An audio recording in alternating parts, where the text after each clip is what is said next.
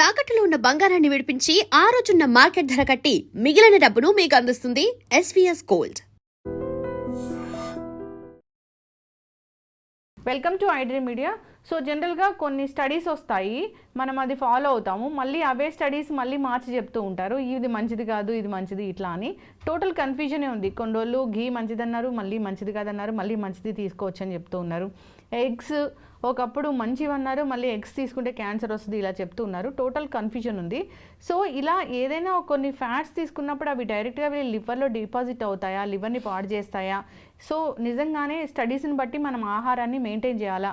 వివరాలు తెలుసుకుందాం. మనతో పాటు ప్రముఖ gastro enterologist and liver transplanter specialist doctor Kavya Dendukuri ఉన్నారు, గ్లెనిగల్స్ హాస్పిటల్ నుంచి. డాక్టర్ గారు నమస్తే అండి. నమస్తే అండి. స్టడీస్ ఎట్లా ఉంటాయండి? స్టడీస్ ఫాలో అవ్వాలా లేదంటే ఫాలో అవ్వకూడదా, మా పాతకాలం పద్ధతులు పాటించాలా అనేది మాకు పెద్ద కన్ఫ్యూజనే మ్యామ్. ఒకప్పుడు నెయ్యి తినకూడదు, నెయ్యి తింటే కొలెస్ట్రాల్ పెరిగిపోతుంది, హార్ట్ అటాక్ వస్తుంది ఇలా చెప్పారు. మళ్ళీ ఇప్పుడు నెయ్యి మంచిది, దానికి ఏదో పేరు కూడా పెట్టారు. ఇప్పుడు మళ్ళీ ఎగ్స్ ఒకప్పుడు రోజు ఒక ఎగ్ తినండి అసలు బాగుంటారు అని, తర్వాత ఎగ్స్ మంచిది కాదు క్యాన్సర్ వస్తుంది అని. ఇట్లా టోటల్ కన్ఫ్యూజన్ ఉంది. ఏదైనా ఇలాంటివి తీసుకున్నప్పుడు అది లివర్లోకి వెళ్ళి ఏం చేస్తాయి అసలు? నిజంగానే స్టడీస్ని ఫాలో అవ్వాలా, మా పాతకాలం పద్ధతులు ఫాలో అవ్వాలా? గుడ్ క్వశ్చన్ అండి. పాతకాలం పద్ధతులు ఫాలో అవ్వాలి, కానీ ఎప్పుడు అంటే పాతకాలం టైప్లో ఆర్గానిక్ క్వాలిటీ ఫుడ్స్ ఉన్నాయనుకోండి, అసలు చాలా మటుకు వ్యాధులు అనేవి రావు. మనం అసలు క్వాలిటీ టెస్టింగ్ అనేది అవసరం ఉండదు, అంత ఆర్గానిక్గా బ్యూటిఫుల్గా ఫార్మ్ టు హౌస్ లాగా వచ్చేవి అవి. కానీ ఇప్పుడు అలా లేదు, మధ్యలో చాలా ప్రాసెస్ అయ్యి అసలు ఒరిజినల్ క్వాలిటీ అనేది మెయింటైన్ అవుతుందా లేదా, దాన్ని ఆర్గానిక్ అని పెడితే తప్ప అది ఆర్గానిక్ కాదని మనకు తెలీదు. ఇన్నేళ్ళు మనం ఆర్గానిక్ కానిది తిన్నామని మనకు తెలుస్తుంది. సో బేసికలీ పాతకాలం ఎస్ మనం ఫాలో చెయ్యాలి, కానీ క్వాలిటీ అనేది ఎక్స్ట్రీమ్లీ ఇంపార్టెంట్.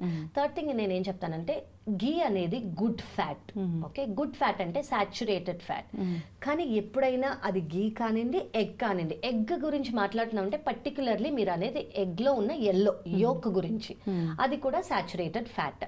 సో ఇలా ఫ్యాట్ అనేది మనం ఎప్పుడు తీసుకున్నా కూడా, ఇప్పుడు మనకి బ్యాలెన్స్ డైట్ అంటే ఏంటి?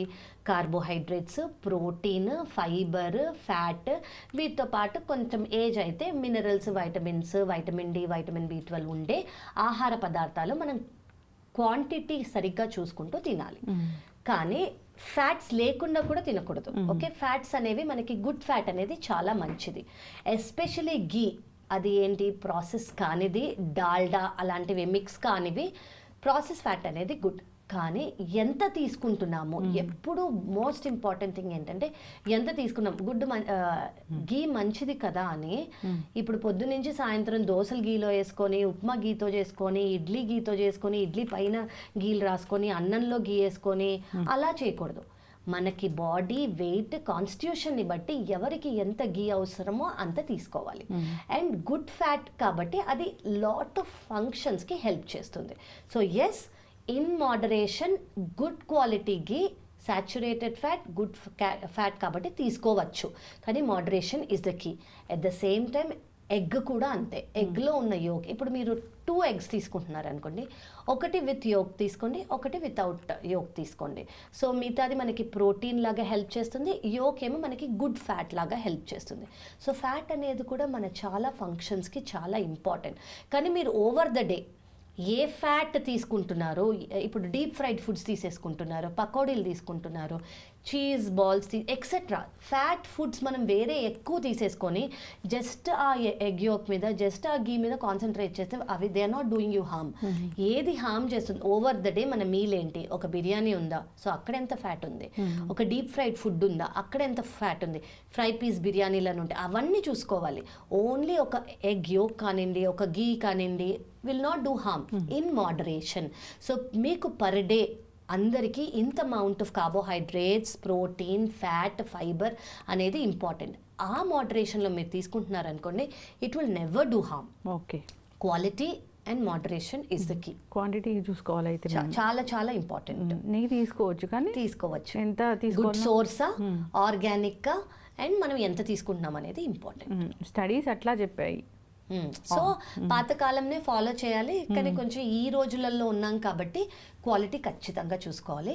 అండ్ అన్ని ఘీతో చేసేసుకోకుండా జస్ట్ మీకు ఒక మీల్, మీరు ఏ మీల్ అయితే ఎంజాయ్ చేద్దాం అనుకుంటున్నారో అందులో మేబీ ప్రిఫరబుల్లీ ఒక లంచ్ అయితే మనకి ఓవర్ ద డే ఉంటుంది, దాన్ని డైజెస్ట్ చేసుకోవడానికి పనులు చేసుకుంటాం కాబట్టి లంచ్లో తీసుకోండి. ఇప్పుడు ఏ ఫ్యాట్స్ అయినా, ఏ ఫుడ్స్ అయినా, ఎలాంటివైనా ప్రోటీన్ అని ఏదైనా అన్నీ లివర్లోకి వెళ్తాయా ఫస్ట్? సో బేసిక్లీ డైజెషన్ అనేది మెయిన్గా లివర్లోంచి బయటికి వెళ్ళి, సో బేసిక్గా ఏదైనా ఆహారం కానివ్వండి, మందులు కానివ్వండి, ఆల్కహాల్ కానివ్వండి, ఏవైనా లివర్లోంచి మెటబలైజే అవ్వాలి.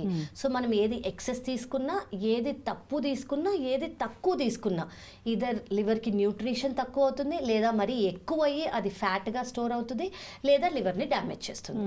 సో మనం ఏం తీసుకుంటున్నాం అనేది చాలా ఇంపార్టెంట్. అందుకు సోర్స్ కరెక్ట్గా మన బాడీకి కరెక్ట్గా తీసుకుంటున్నామా, ఎక్సెస్ తీసుకోకుండా ఉండాలి.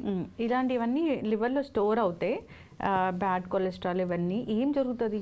సో బేసిక్లీ లివర్లో స్టోర్ అవటం అంటే ఏంటంటే, ఇప్పుడు ఏదైనా తీసుకున్నాం అనుకోండి, దానివల్ల లివర్లో ఫ్యాట్, లివర్ సెల్స్లో ఫ్యాట్ అక్యుములేట్ అయిపోతుంది. మనకి చాలా టైం ఇస్తుంది, వెంటనే కూడా అసలు లివర్ అనేది ఒక సైలెంట్ ఆర్గన్, ఎప్పుడు ఏమి చెప్పదు, పెయిన్ అని కానీ డిస్కంఫర్ట్ కానీ never, it is like a mother, ఏమి చెప్పదు. How we should take care of it by regularly doing test. ఒక్కసారి వన్స్ ఎ ఇయర్ ఒక లివర్ ఫంక్షన్ టెస్ట్, ఒక అల్ట్రాసౌండ్ అబ్డమెన్ చేయించుకుంటే ఈ ఫ్యాటీ లివర్ అనేది ఉందా. ఇప్పుడు మీరు ఒకసారి తీసుకుంటే రాదు, ఇది over a period of time, years కొద్దీ తీసుకుంటుంటే వచ్చే ప్రాబ్లం ఇది. ఇప్పుడున్న మెడికేషన్స్ ద్వారా ఫ్యాటీ లివర్, ముందు నేను చాలాసార్లు చెప్పాను, గ్రేడ్స్ ఉంటాయి, గ్రేడ్ 1, గ్రేడ్ 2, గ్రేడ్ 3, గ్రేడ్ 4. అక్కడి నుంచి ఫైబ్రోసిస్, అక్కడి నుంచి పర్మనెంట్ లివర్ డ్యామేజ్ సిరోసిస్కి వెళ్తుంది. ఇప్పుడున్న మెడికేషన్స్ అండ్ అడ్వాన్స్మెంట్ వల్ల మనం ఫ్యాటీ లివర్ ప్లస్ ఫైబ్రోసిస్ని రివర్స్ చేయొచ్చు.